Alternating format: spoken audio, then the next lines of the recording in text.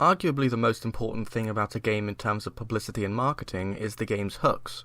Now these are interesting mechanics or stylistic choices which get a potential player interested just enough to get them to check out more about the game. Now actually determining what these hooks are is easiest when a game is actually designed with them in mind. For instance, if you come up with the idea for a space shooter, well, what's going to be interesting about it?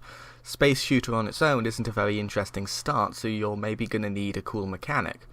Let's say, just for the sake of example, that your spaceship gravitates towards the mouse cursor as if it had no thrust of its own, and it's just moving towards these gravity wells that the player places down. Now that would be an interesting hook to get you started. That is, that would be the kind of thing that you tell everybody about. You'd say, I'm making a space shooter with real fucked up controls, or however you choose to eloquently phrase it. You probably wouldn't lead with the info that there's going to be enemies, or that it's going to be in space, because those aren't really unique to your game, and come to think of it, they're already kind of conveyed in the term space shooter. So let's get to the title of this video and actually discuss what some of the hooks of WARP-TEK are for a more tangible example of the above. Now the first and arguably biggest one that you've probably already noticed is the art style. It is monochromatic, the colours change constantly, and it's real eye-catching from a distance because of the simplicity of the shapes, which a potential player's brain can immediately pick up and understand. Now, at a glance, if my art style was more complex or less visually clear, the consumer's brain would take a tiny bit more time to compute it from the peripheral of their vision, and their concentration would just move on. You see this with, a lot of games which have maybe a competent art style or something that looks nice, but because it's maybe a bit fuzzy in places or a bit ambiguous, it's very difficult to sort of keep in your head what it looks like or what it's meant to be. But anyway, yeah, art style's a big hook because it gets people interested and motivated to look deeper into the game.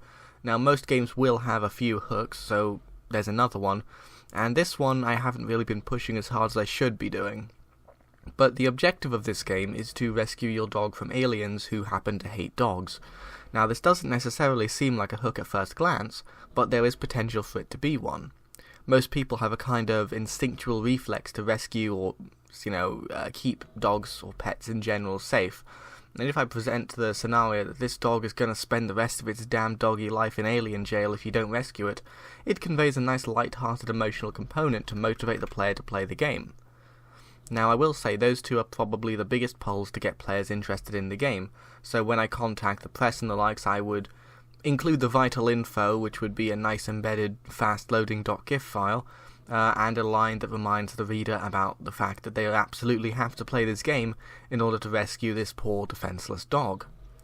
And that's about all that I've got for today, so thanks for watching, and stay tuned for more videos about WARP-TEK in a kind of educational, helpful context, because I actually quite like indie developers. I give them a solid 5 points above every other kind of person, just in general. And yes, this video is about 12 hours late, don't worry about it. And also, since I keep really forgetting to do this part, I'm scripting it into the video. I need to remind you damn gremlins to actually like this video, to subscribe to it, and also click the bell, I guess. If I don't tell you, you won't remember, because as I said before, you guys are absolute gremlins. So, goodbye.